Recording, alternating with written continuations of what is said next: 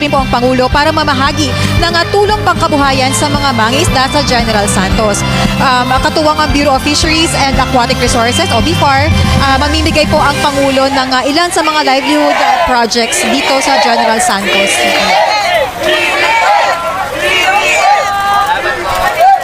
Kanina, Sir Migo, nakausap natin yung ilan sa mga hinarap po ng Pangulo ng mga mangingisda dito, no?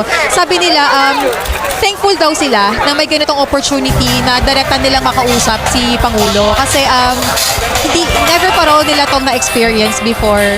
Nakikita naman natin na very grateful talaga, no? Nagkaroon ng ganitong dialogue. Kasi bihirang pagkakataon talaga ito para sa ating lahat dito sa Jansan. It gives them the feeling po na mas nabibigyan na raw ng attention ngayon ang mga pangangailangan talaga Oo, nila. napakikinggan at ito, nakikita natin yung mga konkretong ebidensya ng pagtulong ng ating pamahalaan sa kanila. Tama. At ayan po, ang ilan po sa mga ipamimigay po na livelihood projects ng Pangulo, kasama po ang Bureau of Fisheries and Aquatic Resources, ay fish aggregating device o payaw, mga kagamitan pang salt production, fishing boats, kagaya po ng nakakita natin ngayon. Meron din po mamaya dyan mga marine engine, fish farming inputs, village type fish processing center, at mga fish processing equipment and marketing supplies. Mga kababayan, ang pagpunta po rito ng Pangulo ay sumasalamin lang sa pagsisikap ng pamahalaan na suklian ang paghihirap at sakripisyo ng ating mga mangisda sa pagsisigurong may pagkaing nakahanda sa hapag ng bawat pamilyang Pilipino. Ang ating pong natutunghayan ngayong umaga ay ilan lamang po sa mga programang handog para sa kanila para palakasin pa ang kanilang kabuhayan at patasin pa ang kanilang mga kita.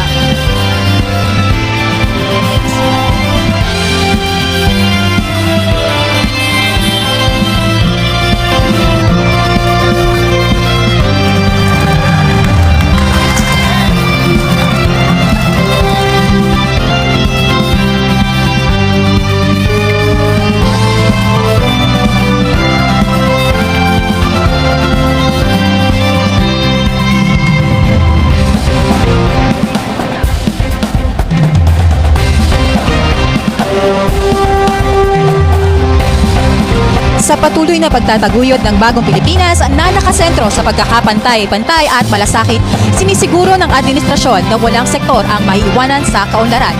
Kabilang na ang sektor ng pangisdaan na patuloy nating pinalalakas bilang haligi ng ating seguridad sa pagkain. Sa ilalim ng pamumuno ni Pangulong Ferdinand R. Marcos Jr., isinusulong ang inklusibong pag-unlad kung saan bawat mangingisda, bawat komunidad sa baybayin at bawat Pilipino ay may lugar sa pag-angat ng ekonomiya. Ngayon, nasasaksihan natin ang mga bunga ng mga makabagong infrastruktura at programa sa General Santos Fishport Complex, isang mahalagang aspeto sa paggamit ng mas maunlad at matatag na kinabukasan para sa sektor ng pangisdaan. Isang magandang araw Pilipinas mula rito sa General Santos City, handog ng sa ating mangingisda na silang mismo ating pangunahing panauhin ngayong araw. Dito po sa General Santos Fishport, sinisiguro natin na hindi lang quality yung mga isda kundi hygienic din and malinis ang pag-handle ng paghangon ng isda dito. That's right, Iska.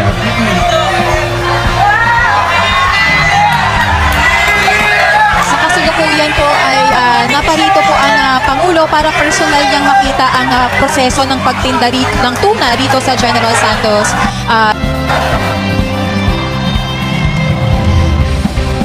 So Sir Migo, paano po ba ang process ng from what I understand, sir, no, tuna po ang main products dito sa Fishport ng General Santos? Yes, tuna ang main product dito sa General Santos Fishport Complex. So dito sa lugar na kinatatayuan natin ngayon kasama ang presidente ay tinatawag na Market Hall 1. Okay. So may 4 na market halls. Itong market hall na to ay specifically for tuna lang siya. Kaya dito lahat ibinabagsak ang mga tuna na galing sa mga fishing vessels. Okay. So eto po, sir, paano ba ang process ng pagtinda dito? So paghango mismo galing sa malalaking fishing vessel ba ang Malalaking fishing vessel, Okay. pwedeng municipal level na fishing vessel lang din. Ito ay i-unload dito sa may auction area. Kapag nagkaroon na ng bilihan doon sa auction area, dadalhin na dito sa nakikita natin ngayon na sorting table. Okay. Sinusort yan siya, Oo. sir. Tapos, dito sa sorting table, i-gut siya. Ang tawag dito ay gutting, ang paglilinis ng isda. Okay. So ngayon, mamaya makikita siguro natin kung i-grade para makita ang quality ng tuna, I kung ito ba see. ay export quality or good for local consumption. Oo. Sir, curious ako, malaki ba talaga, ganyan ba talaga ang sizes ng tuna? Ganito talaga kalaki ang mga tuna Okay. dito sa Jensan. Okay. Oo. So ito po, lahat po ito na nahuli sa Jensen Waters. Kumbaga. Yes, oo, kasi actually spawning ground talaga ng tuna ang mga katubigan dito malapit sa General Santos, sa south of the Philippines. So talagang hindi sila kinukultivate, ganyan talaga yung sizes ng mga tuna Yes, dito. naturally grown silang lahat doon sa area or waters na yon. Ang galing na, no? Talagang rich in resources talaga ang Pilipinas. Rich Kasi in resources talaga. ang lalaki. Malalaki sila, di ba? Oo. In real life talagang parang aabot na sa laki ng tao yung iba. Correct, Lalo na pag correct. tinitimbang at nakita mo. So ayan sir, yan po ay tuna grading. Yung ginagawa, yung tinitingnan po ng Pangulo ngayon, Oo. tuna grading po ang ginagawa Oo, siya. ang hawak ni Sir ay ang tawag na classifier. So ito ay tinutusok sa tuna at kukuha sila ng specimen at mula doon sa specimen na yun, doon nakikita yung magiging quality ng isda. Kung mapula-pula at shiny, ibig Oo. sabihin ito ay grade A, yun yung kanyang Okay. official grading. Ay, ibig sabihin ito ay good for export. So good for export siya internationally Okay. sa US and Japan at marami pang mga bansa. Ang galing. So nag-export talaga tayo. ng Nag-export tuna. talaga tayo at maganda kasi very strategic yung location ng General Right. Santos Beachport Complex at talagang malapit sa airport, so kung kailangan mag-export madali ang access. Alright. Ayan, ang nakikita natin ngayon ay yung mga yellowfin tuna. Ganyan talaga sila kalalaki. Kung mapapansin mo, literal na yellowfin, na Okay. yellow sa kanilang mga team. Madali Okay. siya ma-distinguish sa ganung paraan. Ayan. So ayan, yan tuna grading yan. Tuna grading. Kukuha ng Oo. meat. Kaunting Ayan na. meat. Tapos, makikita sa specimen kung anong kulay ng Ang tuna. galing. So sir, sino ang magde-determine kung anong grade yung meat ng tuna? Usually, ang nagde-determine ng grade ng tuna ay yung mga buyers na rin o kung sino yung kung saan man pagdadalhan ng tuna, sila na rin yung mga nag-a-assess or nag-grade, nag-classify kung anong grade ba siya. Oo, okay. Oo. Paano naman po sir yung mga meat, yung mga tuna na hindi siya for export? Okay. So, may mga tuna naman na ito kasing mga grade A na tinatawag ay superior high quality. Oo. Hindi naman ibig sabihin na kapag grade B or lower, hindi na maganda yung quality niya. Sadyang maganda lang talaga yung quality ng mga grade A. So, itong mga ibang tuna na hindi grade A ay napupunta for local consumption naman dito sa Okay. sa Jensan or Karatig probinsya. So ano siya, pinaprocess sa mga local Oo, canneries? mga local canneries. 7 out of 8 canneries ay nandito sa General Santos City, Fishport. Oo. Matapos yan, kapag nag-grade na yung isda, ito ay dadalhin na ng mga buyer sa kanilang mga sasakyan para i-transport kung saan man sila pupunta, either for export or for local consumption lang. So yun, napakaganda na nakikita ng ating presidente yung talagang step by step no, kung paano i-grade yung tuna. Actually nga kanina sir, nakausap natin si PFDA Acting General Manager sa Atty. Glenn Pangapalan.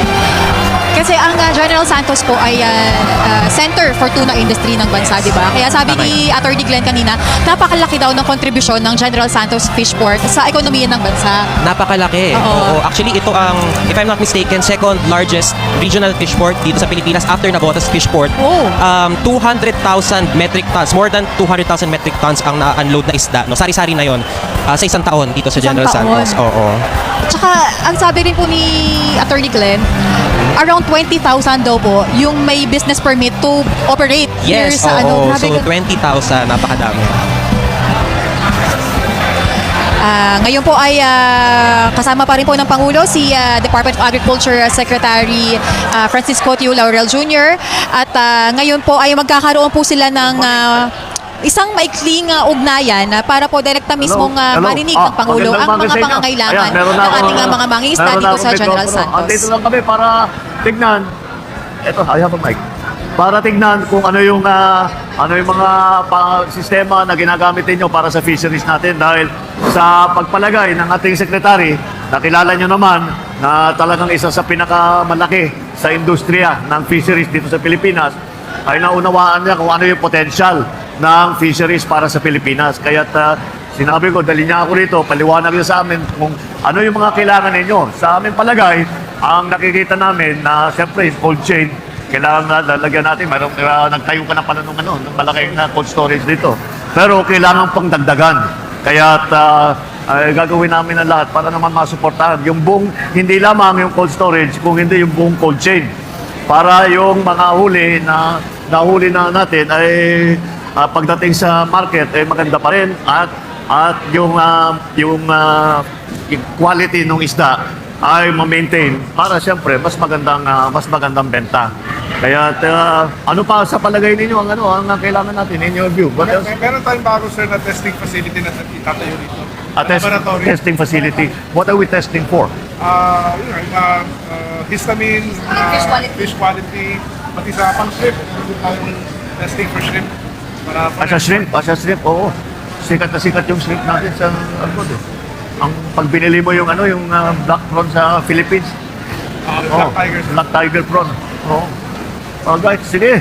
Maraming salamat at mabuti naman at nakadaan ako rito. At nakita ko, nakapunta na ako rito pero hindi pa ganito kalaki noon.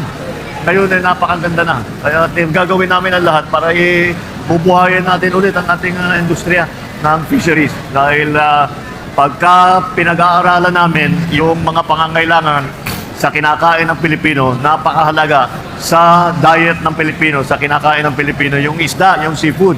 Dahil siyempre, marami tayo, mga 7,000 islands ang Pilipinas, kaya napupunta talaga sa fisheries ang pag-asa. Kaya tutulungan, gagawin namin lahat para yun na nga, yung mga sistema, magtatayo tayo ng mga fish port, mga agricultural port, para mabawasan ang ating transport cost, pati ice plant, para doon sa maliliit na bagsakan, meron pagkukuhanan ng yelo, para hindi lamang para doon sa lugar, para paglabas, paglalaot ang mga bangka, may dalang yelo para laging sariwa yung inyong huli. Okay, so sige lang, patuloy nyo. Malaking kontribusyon ng Gensan at lahat ng fisheries industry sa pagpapakain sa buong Pilipinas. Kaya patuloy ninyo, maraming salamat sa inyong ginagawa. Hindi lamang sa food supply, kung hindi pati sa pag-export natin. Nagulat nga ako yung tinitesting doon na isda, pupunta pa raw sa Amerika yan. Nakakatuwa naman na ang Pilipinas nakakapag-export hanggang sa Amerika. Kaya ang laki rin ng kontribusyon sa ating ekonomiya, nitong inyong industriya. Kaya kailangan ang pamahalaan ay nandyan. Kaya nakakatiyak naman kayo, kagaya ng aking nasabi, ang ating Secretary of Agriculture ay kasama ninyo sa industriya ninyo. Kaya gagawin tuturuan tayo kung paano ang gagawin para matulungan kayong lahat. Alright, maraming salamat. Magandang umaga sa inyo. Good morning. Good morning. Good morning. Good morning. Good morning.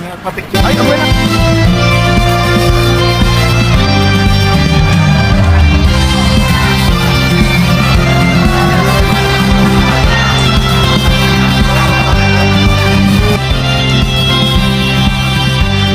Nandirito po ang Pangulo sa General Santos City na kinikilala bilang Center of the Philippine Tuna Industry dahil ito sa presensya ng 8 pangunahing tuna canneries, fish processors at exporters sa syudad. Tinatayang nasa 200,000 manggagawa ang nagtatrabaho sa industriyang ito na nagbibigay ng malaking ambag sa lokal na kabuhayan at kabuoang ekonomiya ng bansa.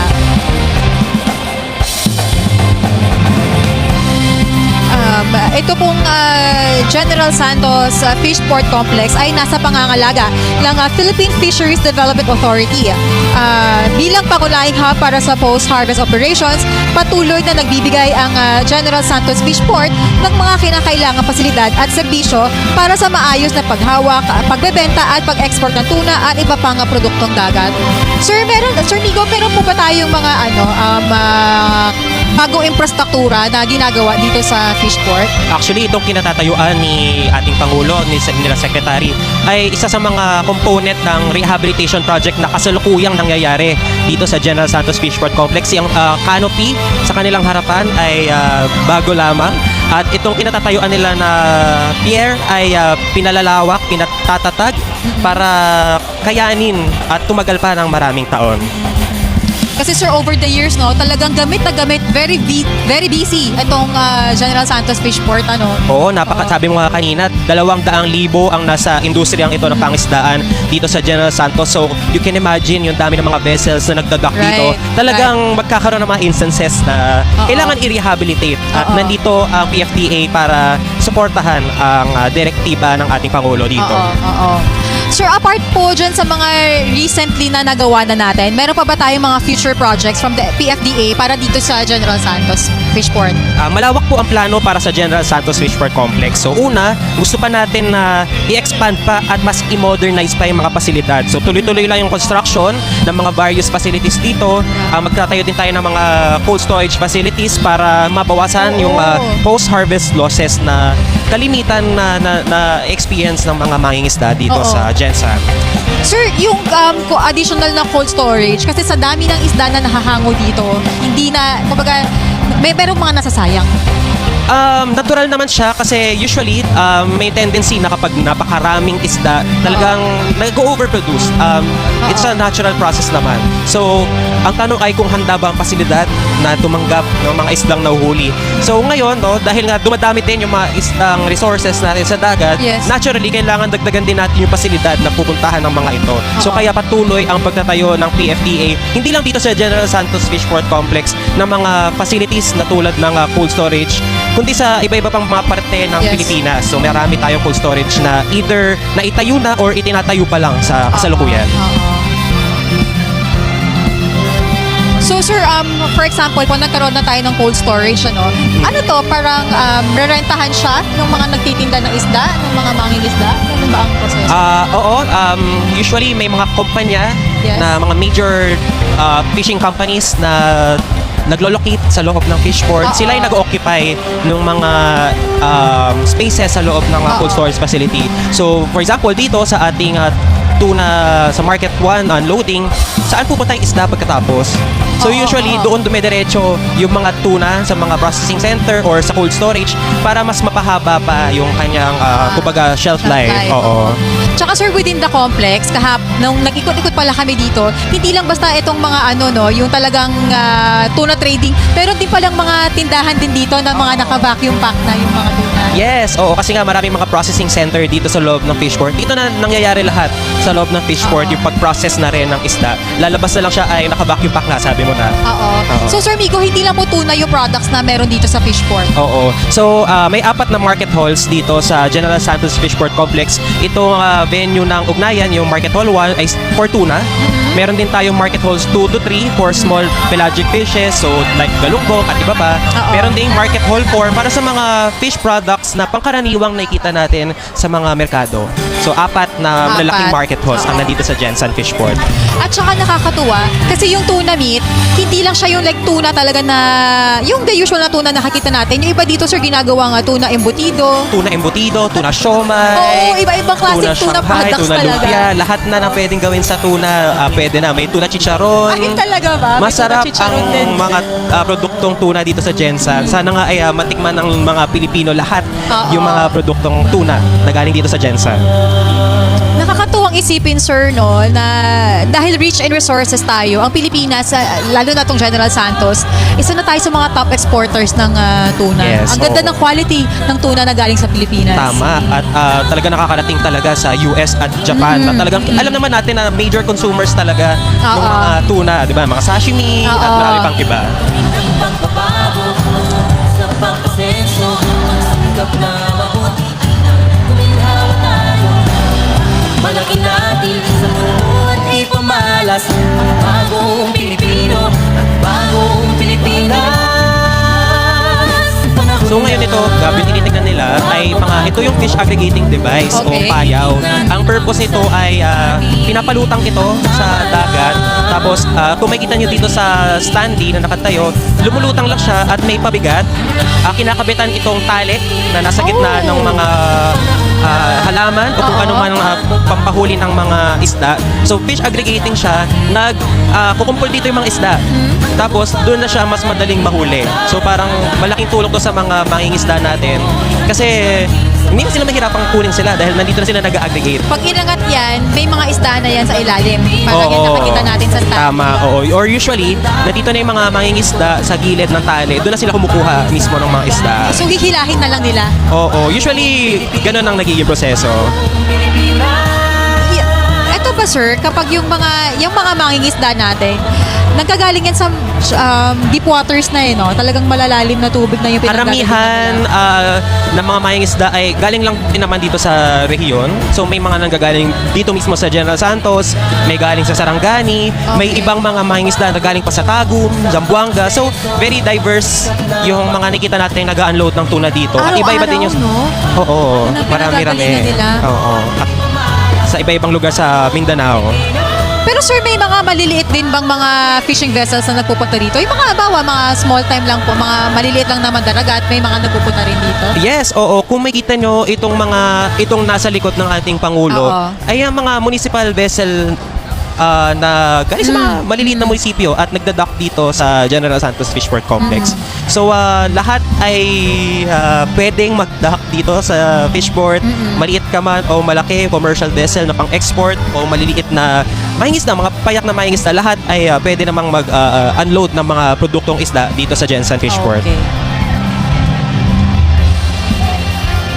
Sir, tama ang General Santos Fishport po ay pangalawa sa pinakamalaking fishports under the PFDA po? Yes, pangalawa. Next to Navotas, meron din kaming fishport sa Sual, Pangasinan, Lucena, Quezon Province, Kamaligan, Camarines Sur, Bulan, Sorsogon. Meron din kami sa Iloilo, Zamboanga at Davao.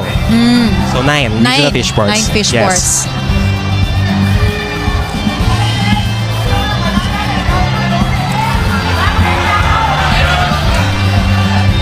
Kasalukuyan po ay kasama pa rin ng Pangulo si DA Secretary Francisco Tiu Laurel Jr., si Philippine Fisheries Development Authority Acting General Manager Attorney Glenn Pangapalan at si Department of Agriculture Undersecretary for Fisheries Drusilla Bayate.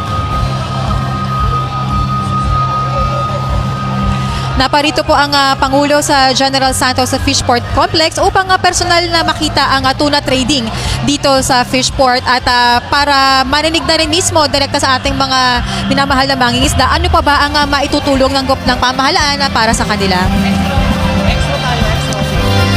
At ayan po, ngayong araw muli tayo nagsama-sama upang tuparin ang mga mahalagang hakbang at tungo sa mas matatag, mas makabago at mas maulad na kinabukasan para sa ating mangingisda.